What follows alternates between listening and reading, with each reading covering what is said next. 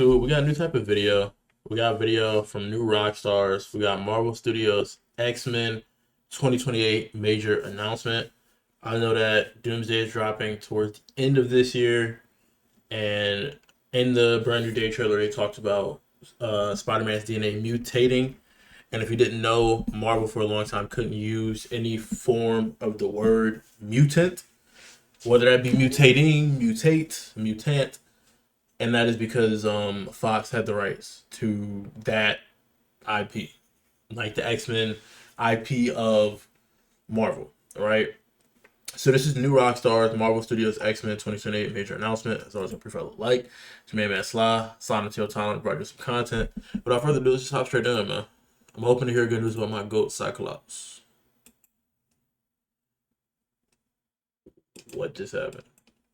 Welcome back to New Rockstars. I'm Eric Voss, and Marvel Studios' X-Men is moving forward with a confirmed 2028 release date. And really, oh word! I didn't think it was gonna. I mean, they had to drop. They had to drop one, but this is technically gonna be like a reboot. the biggest update we have gotten yet for Reveals which comics the new MCU reboots this film. inspired by. It's gonna Okay. kick off Marvel's Mutant Saga. In an interview with Collider's Steven Weintraub this week, X-Men director Jake Schreier confirmed that He's gonna be the collaborators director. from Thunderbolts, the creator and head writer of Netflix's Beef, Lee Sung-jin, and Right. co-showrunner of FX's The Bear, Joanna Kahlo, are writing the latest draft of the X-Men script for a movie that seems like it's going to be Marvel Studios' July 28th, 2028 release. The film's director also told Collider what themes and comic storylines he's going to be exploring for this film, and maybe some films that'll come after it. So in this video, I'm going to I can't wait to see how the special effects look, because like the ones from the Fox movies were decent. Like they were pretty good, especially for their time. But this is MCU money. I'm like excited to see how they go about handling like how certain things look, how they're going to portray certain characters true to like their comic counterparts, and then what areas they decide to like take a different approach. That's something that the MCU has done poorly, to be transparent, but at certain times has done really, really well. break down everything we learned about Marvel Studios' X-Men. Before we get into it, in 1 week, New Rockstars is going to be doing another live show on Friday, April 17th in Los Angeles at the UCB Theater, which I didn't you know can that see happened. in person or wherever you live via remote link. We're doing a staged reading of a Marvel movie we all I think he talked about this on one of his videos. I watch these videos sometimes off stream. I think I recall him talking about this in the video. loved, Morbius. I know, you're probably asking, why are you doing this? Trust me, it's gonna be so fun to hear a group of us on stage reading some of these scenes aloud. I think it'll be the billion-dollar experience the tweets promised us this movie was. Ticket link is in the It's Morbius though. description of this video. Okay, in the past week, Collider's Steven Weintraub interviewed Jake Schreier for the second season of Beef on Netflix, and God bless that guy, he got in like 5 minutes of X-Men questions. First, he posed a word? question about the X-Men film coming out in That's kinda tough. 2028, and Jake Schreier did not push back on that release year. I didn't even know it was suggesting gonna that drop. X-Men will be the next MCU movie after After Avengers Secret Wars. which releases in And Secret Wars is kind of gonna be like a hard reset, roughly, because with Doom being here and him not being from the original MCU, in Doomsday is already gonna be like a multiversal to some extent event. We get Loki on like a lot of the cover art for that movie, and last time, like currently in the MCU, that's God of Stories Loki, right? So this is gonna be a story that has crazy power creeping, crazy upscaling. I think it's gonna be a dramatic action-packed two-parter, similar to how Endgame was, except this time when they reboot, they're gonna hit the ground running with more force now that they have IPs like the X-Men under them, right? Now that they have Spider-Man under them. Well, I think Sony still has the rights to Spider-Man, but like, you know what I'm saying? They're now gonna be able to expand in a more connected direction, because Fantastic Four from the beginning is one of the first teams in Marvel, and we never touched them until just now. Like we started with Iron Man, and then they looking back at it, it does seem very rushed, because like you do Iron Man, you set up the Avengers, right? And to set up the Avengers, you do solo movies for every character. Some people's solo movies come after the Avengers, but like some people's solo movies came after the entire Avengers timeline. You feel me? So it's like, I don't know. I don't like what he did. They did do Guardians of the Galaxy, so he did a good job at branching out yet keeping certain things connected. But again, like it just felt too candlelit focused. And when they had their chance to pivot, they tried to go the Kang route with Ant-Man, a not so like popular hero, and we see how that went. I want to say it's because of a lack of star power, but truth be told, they had options. They for sure had options and things they could have done. December 2027. Then but I'm looking forward to this because I know DC is on the come up. James Gunn dropped Superman, which was fire. The trailer for Supergirl looked fire. The booster, he announced the Booster Gold show, which is like ball knowledge, right? So like I'm looking forward to this new wave of comic movies. This for fans, where are you in the process? We're still developing, and I think one of the exciting things that's like that. The beef is that Sunny or Lee Sung Jin and Joanna Callow, who both worked on this season. I mean, obviously, Beef is Sunny's show, and Joanna worked on this season as well, and we worked together on season 1 of Beef and also on Thunderbolts. Have come in and are so now they have like. He sounded like the chemistry's been doing really well. We're working on a draft right now, which is really, really exciting to be able to put that group of people together again. I also think just having group of people together, and again, and like I've just been digging into so many of the old comics and the entire Claremont run, and just going through stuff and really trying to think about, like what can we do well, that feels new and feels different and that hasn't been done well before. Obviously, there's such an incredible cinematic tradition of this, of these comics, but like what can we do and how can we put on what that is. So first scoop that Collider scored there. Lee Sung Jin and Joanna Callow, really two of the best writers working in TV right now, who worked with Jake Schreier on Thunderbolts on the script draft that was written in part. That's cool. Thunderbolts, I don't want to say it was fire, but it was cool. It was a good, like, after Brave New World, it was definitely a tier above it. By Eric Pearson, these two are now working on the X-Men screenplay that was last reported to have a finished draft by Michael Leslie. In an interview after Thunderbolts released, Eric Pearson explained the Thunderbolts script's various changes and overall development, and confirmed that the movie's post-credit scene, a scene shot by the Russo brothers to be part of Avengers Doomsday, was written by Joanna Callow. So it really sounds like Marvel Studios is just trusting the general creative team and the creative vision of the people behind the Thunderbolts film. Steven also asked about potential X-Men spin-offs. This could be bad because Thunderbolts for a lot of people I think Thunderbolts generally, public audience speaking, is a hit or miss because a lot of people like it, a lot of people think it's okay, and then some people still were like, yeah, this is nowhere near the original, like movies. So like, it's like you're putting your hands and you're trusting, like, you know what I'm saying? You're trusting okay work, but not to disrespect any of these like directors. That's just how people received it. But to be fair, the Thunderbolts is a movie that I don't think would have hit as hard for people that are into Marvel, because a lot of the people who are fans of the MCU, some of them are heavy into comics and into like main storyline based runs and like, oh, what could we connect from here to here? And then you just drop a Thunderbolts movie, which essentially the plot is kind of like Young Justice. It's filled with like sidekicks, not really, but like reject villains or heroes who didn't do too well, right? And now they're being heroes. It's a good movie, and the premise is really fire. And what that means for anti-heroes, what that means and the fact that anyone can be a hero, right? What that path of vengeance and like pain only leads to more pain. Like Yelena being like, oh, I'm so alone. It was great writing. Like, that's what I'm saying. No disrespect to the directors, but people did not take to it as much. And I think it's because it didn't have like that history. Like the lore of these characters are spread across TV shows, old movies is never watched, movies that plummeted in the box office. So different from Avengers, where it has that good writing, but with Avengers, it's like, you know these characters and you've seen their movies.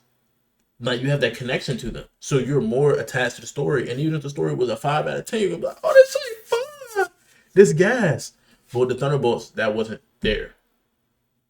And I think it's also because, like I've seen the scene with Bucky and Sam talking about Captain America, because I've never watched the Falcon and Winter Soldier. I haven't. But I've seen that scene that they had talking about how, like, Sam gave away the shield. And Bucky like had a really good emotional moment where he was like, how could you get that away? Like, that's everything, right? And then Sam was like, I don't see why you're so invested in something that has nothing to do with you. He's like, no, it has everything to do with me. Da-da-da. And he's like, if you gave away that shield, that means he was wrong about you. That means he was wrong about me. That shit was so good. That shit was fire. So, again, Thunderbolts had like it's everywhere. While the mainstream Marvel movies earlier on, there weren't TV shows. TV shows can be a good thing, and that's why I like that James Gunn is doing Booster Gold as a TV show, Green Lantern as a TV show, because instead of using the TV shows as a pivot point, which to me I feel like Marvel was doing because the movies were kind of flopping, and then you're dropping TV shows. In James Gunn's case, he's building the DCU from scratch. So these TV shows help introduce characters before you see them. However, as long as he doesn't rely on the TV shows to like springboard, I don't think he'll fall into the same Thunderbolts problem. I think it'll be like, as long as you can make it fresh with have the knowing in your mind that the movie seeing audience have never seen this character, but stay faithful to the fact that this character is already starting to be developed. So you can have jokes, you can have callbacks, things that relate to the show. So the people who did watch the show and have the full experience get even better of an experience. But you should never cook your food to where only a high tier connoisseur can understand your food, because it doesn't mean your food's bad, because a high tier connoisseur finds it really good, but it leads to the food being, by general public opinion, bad. It's just like being funny. If I can make the funniest comedians in the world laugh, generally I can say I'm a funny guy. But if the other 99% of the world don't find me funny, quite simply, by definition, I'm unfunny.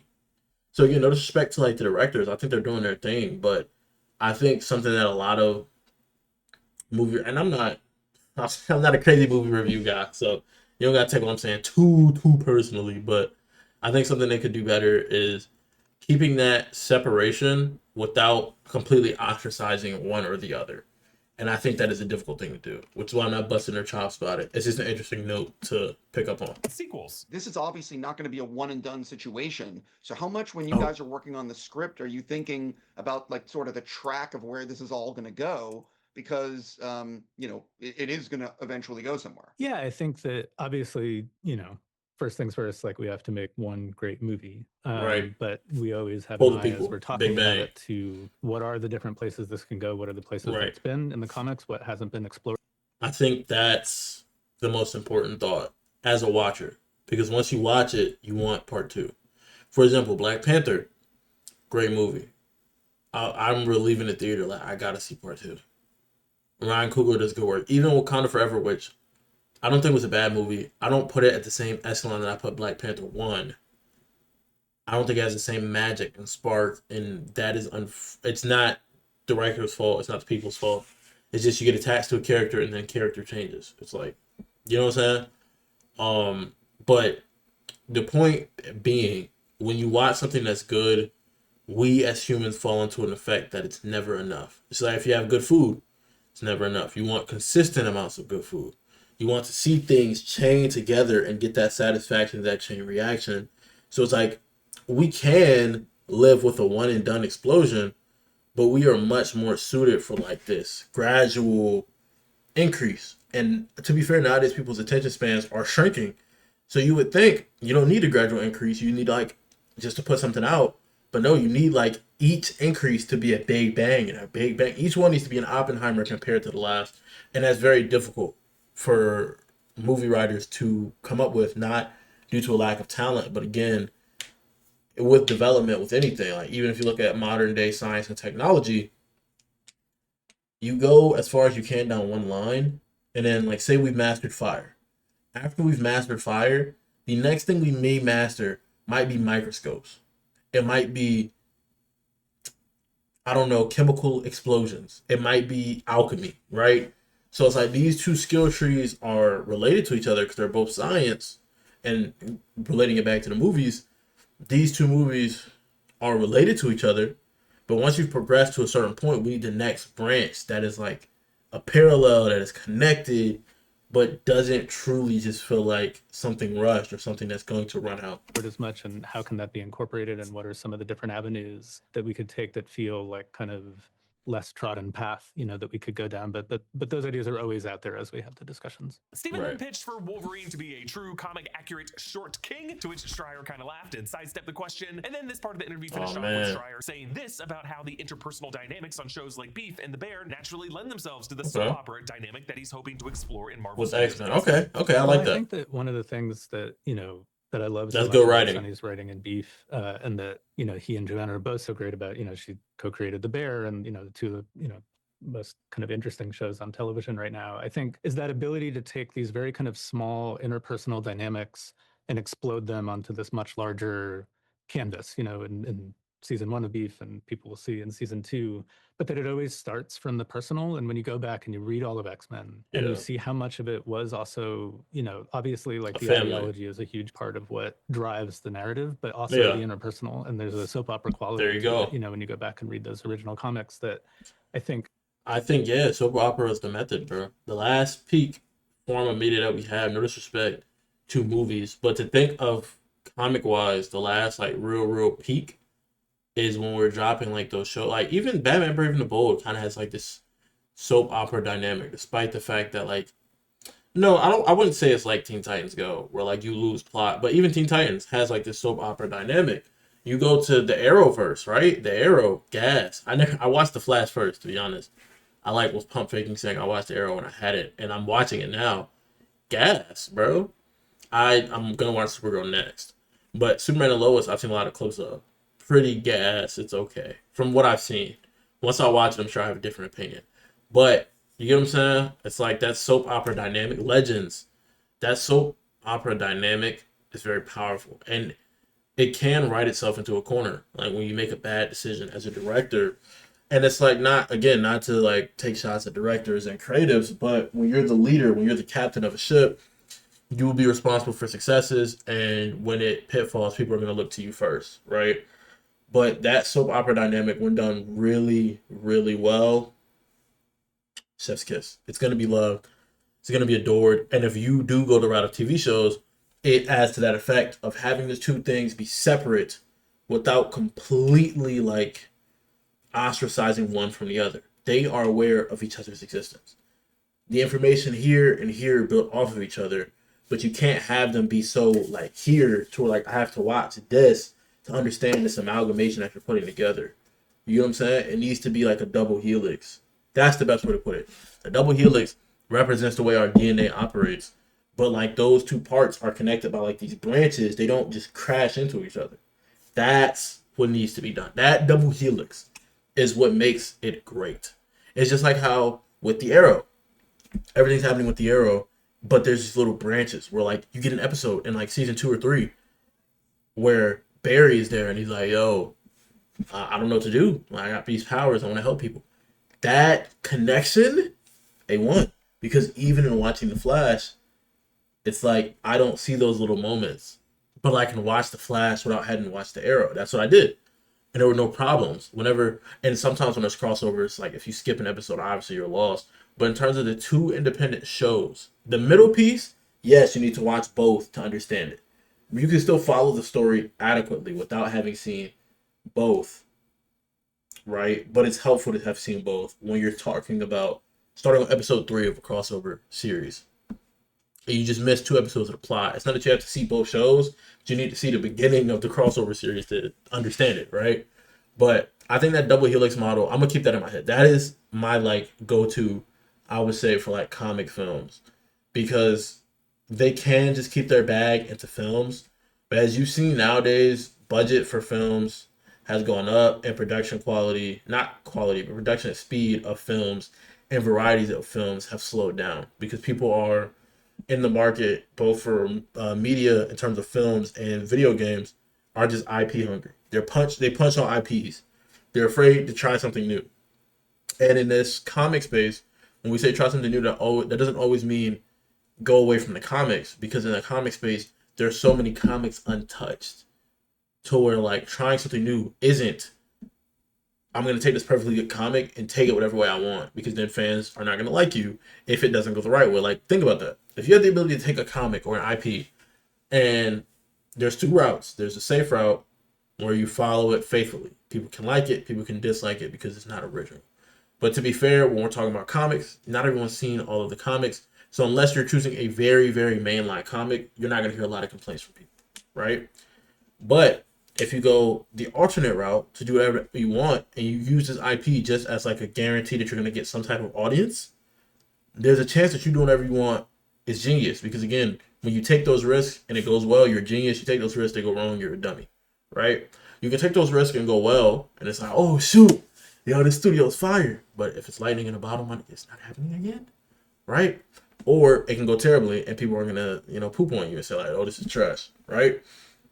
So, again, it's like there's no real incentive to deviate so heavily from the main material when we say try something new, but you do have the right to take the main material and change something ever so slightly.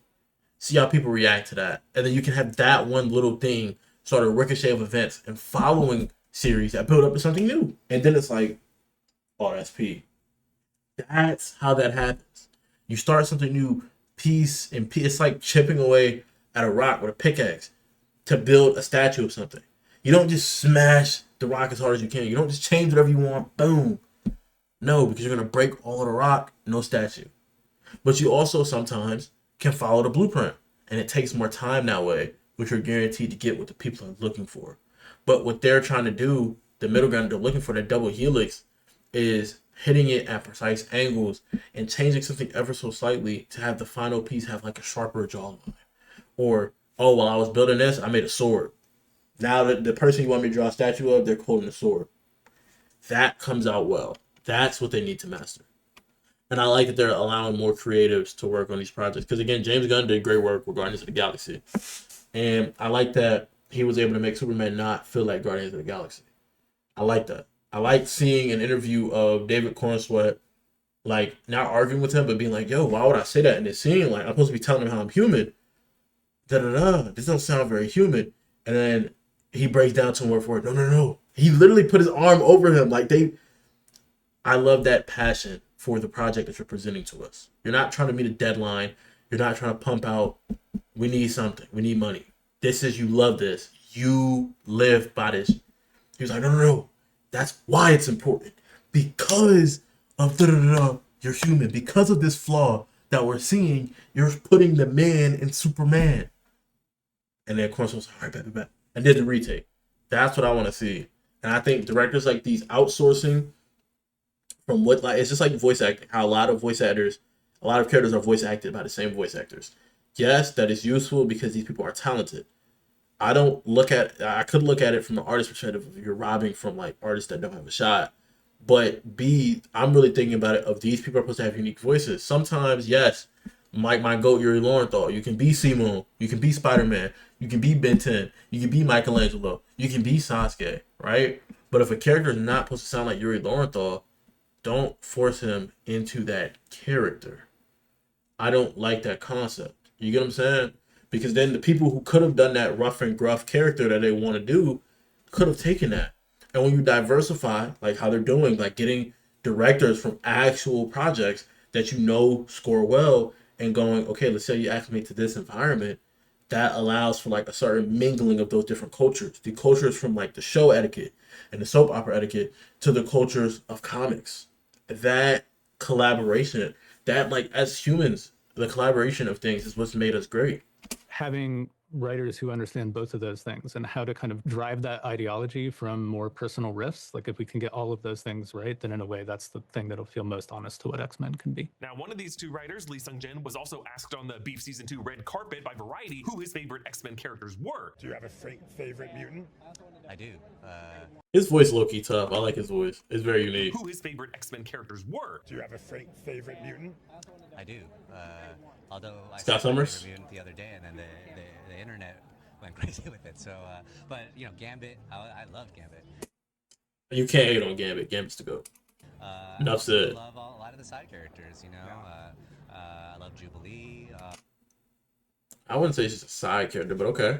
Jubilee's good picks. Gambit and Jubilee. Sunspot, that's good ball. Noted. Now, you probably heard in there Jake Schreier mentioning the Claremont. The Claremont, You should know the name Chris Claremont, the comics writer most behind the arguable heyday of X-Men comic storylines that lasted from 1975 to 1991, partnering first with artist Dave Cockrum and then with artist John Byrne. From the Dark Phoenix saga to the OG Hellfire Club to the Shi'ar saga to God Loves Man Kills to Life Death to The Brood to Days of Future Past, pretty much all of the most iconic and popular X-Men storylines storylines that you can think of, from their adaptations in the X-Men animated series from the 90s to the Fox films to even X-Men 97 on Disney Plus. Really, they X-Men 97 was gas. To this period. Like 3/4 of the most famous X-Men villains were introduced or featured in Claremont's writings, including Reverend Stryker, Sinister, the Hellfire Club, Reavers, the Shadow King, Proteus, Dark Phoenix, Mystique. Really, this period is so vast that it isn't actually sectioned off with specific story. And that's perfect, because for them to expand on the universe, this is the method. And they can find a good point in Claremont's run to mix it with another creator's run. It's like people, it's like, it's good, it's beautiful when people stop calling things that are mixtures mutts and like abominations.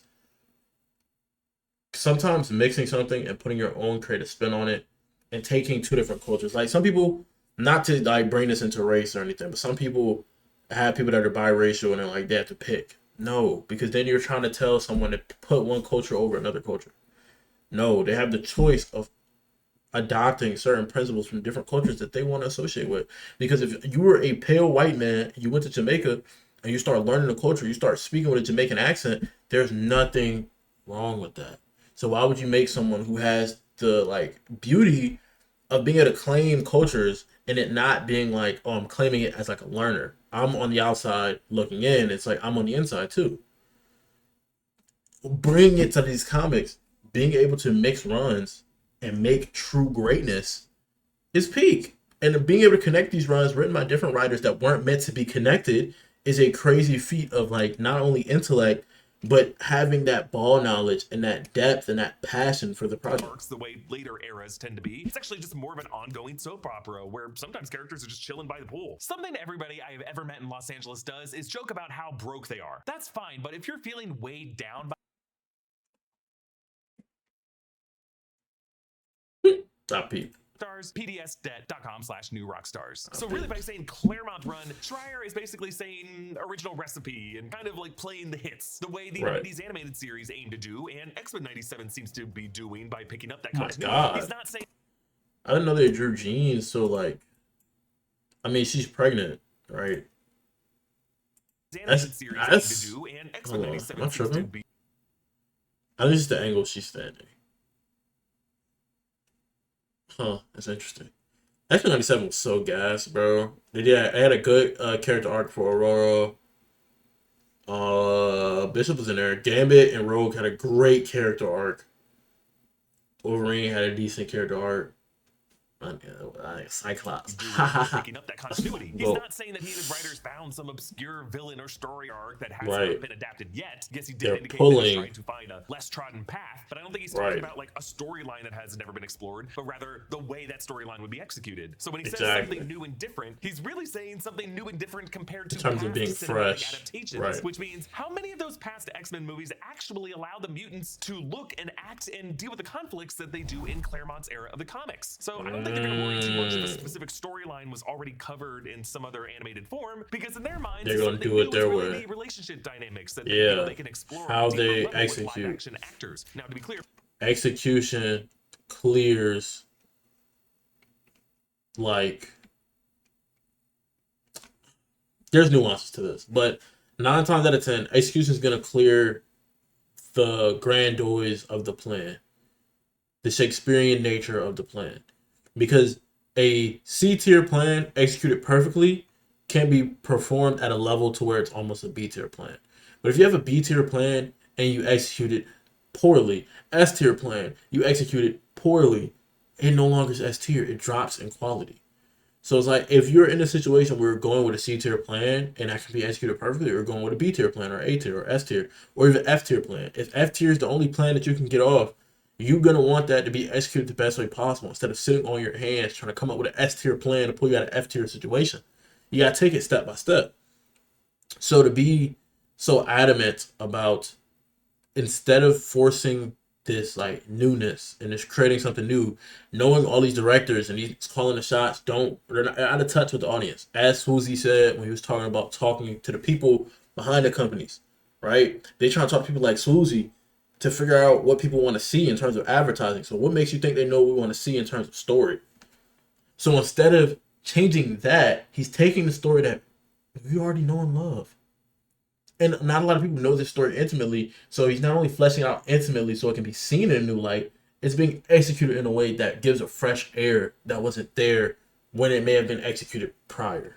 That's important. I like that. I love that animation of the human emotion from those animated characters, particularly in X-Men 97, is extremely dense and complex and brutal. Like if you've read the Claremont run, and it's even crazy to say run because we're talking about like a full era. Hella years, yeah. Eras have been other than the MCU. Really, the only kind of recurring storyline that the X-Men films only kind of touched on in the form of temporary it's like that prejudice is the basic human versus mutant oppression storyline. That's like so I think the early run of the films got bored pretty quickly with the idea of mutant oppression, and they opted for mutant versus mutant conflicts. I would argue, though, that the Fox X-Men films were at their best when they just featured really, really good and scary anti-mutant antagonists who were hunting down the mutants, like Brian Cox's Colonel Stryker in 2003's X2, and those human-built Sentinels in 2014's Days of Future Past. It just always seemed a bit more fun when Magneto and the Brotherhood of Mutants had to begrudgingly work alongside the X-Men, at least for a time. So I think if they want to do something new in live action, play the hits! Bring back Stryker, but let him be the Billy Graham-inspired Reverend William Stryker. Introduce us to the human baddies like Bolivar Trask and Henry Peter Gyro. Not characters who are one and done in one movie, but characters who are always part of the political establishment in the military-industrial complex. Align them with characters we already know, like Val, who always seems to be leading up the corrupt American government as it tries to do something in Daredevil Born Again. I just think Phase 1 of the Mutant Saga should just play these hits and really. And on top of that, in the Spider-Man movie, in his breakdown of the Spider-Man movie, he was talking about how it seems like with the Daredevil joint, how she's doing what she's doing, and they're analyzing the fact that Spider-Man is a mutant, she would be the perfect person to like segue or to work with someone who's in the line of getting rid of mutants. Because of how she's in this anti-vigilante task force type mindset. They just show how scary classic Sentinels can be when we see them in live action. Meanwhile, I think Marvel Studios can take its time to figure out a way to adapt the villains we haven't seen yet in live action, like Nathaniel Essex Sinister, Kevin McTaggart Proteus, Amal Farouk Shadow King, and the various other X-Men villains. Though Kevin McTaggart Proteus, Amal Farouk. No disrespect, but this is not just like a like, I don't want to say Muslim because he could be like Arabian. I don't know how to say this joint without offending people, but like, is that not just like a Muslim version of Kingpin, bro? But he has spider legs, so it's giving Spider-Man motifs. So like, yes, that could be Kingpin, but this is someone else. I would love to know like the backstory behind this storyline. King and the various other X-Men villains, though we should say Shadow King had a terrifying depiction in the FX Legion series. Either way, characters like that I think should be in the second wave of the Mutant Saga. Now, if our speculation has been correct that Sadie Sink's character in Spider-Man is Jean Grey, she would represent the first big name of this X-Men lineup that's going to be in this movie. With Lee Sung-jin citing Jubilee and Gambit, I expect to hear names for them as well. Based on the Claremont run, I think we're going to see a Cyclops, a Beast, a Need to see my Storm, a Professor X, a Magneto, of course, a Rogue, a Colossus, and then probably the final newcomer who get Bobby, movie, a short King Wolverine. Though Wolverine's involvement will depend on whether or not Marvel Studios is going to move forward with a Deadpool and Wolverine 2. Though you should watch the recent episode of Sneak Peek where Berg and I have a pitch on how you could just merge Deadpool and Wolverine with a Thor 5 and then just set it off world, and you wouldn't have to worry about that. When it comes to the casting, scoopers like Jeff Snyder have begun to report some unconfirmed rumors about the cast. Reportedly, Snyder mentioned these and Snyder, that's in late 2026, early 2025. Then on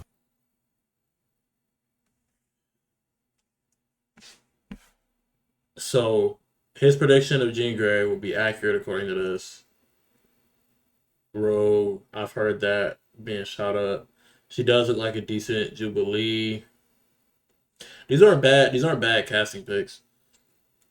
I don't know. You just don't feel like my Cyclops. But if we're doing younger people, yes. But I need to. This is not representative. I need to see that Cyclops vibe. Thursday this week, Jeff Snyder claimed hearing rumors that Marvel is looking at a Knight of the Seven Kingdoms star Peter Claffey for Hank McCoy Beast and Marty Supreme co-star Odessa Azion for Rogue. So already seeing names of mutants like Rogue, Jubilee, and Gambit floating around suggests that Marvel might not be doing the classic original starting lineup of the X-Men from the 60s, Cyclops, Jean Grey, Beast, Angel, and Iceman, along with Professor X, but are going to include a wide range of, including ones that were introduced later, even in some cases, perhaps some that were introduced after the Claremont era. For everything else about this movie, Marvel Studios' X-Men film will have Kasra Farahani as its production designer, the person who designed the TVA and Loki, the 1888 universe and Fantastic Four First Steps, and the then this he been doing his thing, man. He been snapping. Avengers Doomsday, and already we've been seeing some indicators of how this franchise is setting up the Mutant Saga. Spider-Man Brand New Day is introducing the idea of mutation. Oh my god, the franchise is setting up the Mutant Saga. That's such a good shot. Brand New Day is introducing the idea of mutation to DNA of enhanced persons, something that I theorize could be brought on by the coming incursions. And with shows like Wonder Man, it seems like Marvel is suggesting that any character who seems on by the coming incursions. And with shows like that boy like Blade, ain't it? Wonder Man, it seems like Marvel is suggesting that any character who seems to have been born with their advanced abilities must have some genetic condition that will be identified later as an X gene. That could be the case for Simon Williams, someone who did not seem to get their powers after birth like he did in the comics, but was rather born with them. And it could also be the case for Benjamin Poindexter, Bullseye, because his accuracy as we see it in Daredevil Born Again is certainly beyond human. What MCU characters do you suspect could be retconned as mutants when the mutant saga properly begins? And what X-Men do you need to see in the that will be tough. Hey man, I'm looking forward to it. I yapped enough. I'm looking forward to the Marvel Studios X-Men. Hope you guys enjoyed the video. As always, make sure you stay happy, healthy, and hydrated. You know what time to catch me next. Peace.